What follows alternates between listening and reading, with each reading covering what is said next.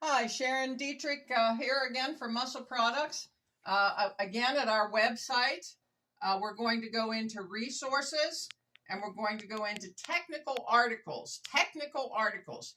The average person might not want to open that up, but if you do, you're going to see an assortment of a little more in-depth conversation. We're going to start with bicycle lubrication and cleaning tips. And this is obviously seasonal, spring.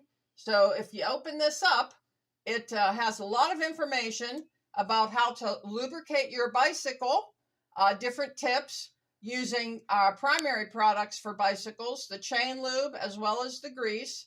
And if you scroll down the information, there are some cleaning tips. Some of you professional riders may know all this, but maybe not. So just take a minute and look at this. Conversation, pro and con, should you use a liquid or a solid?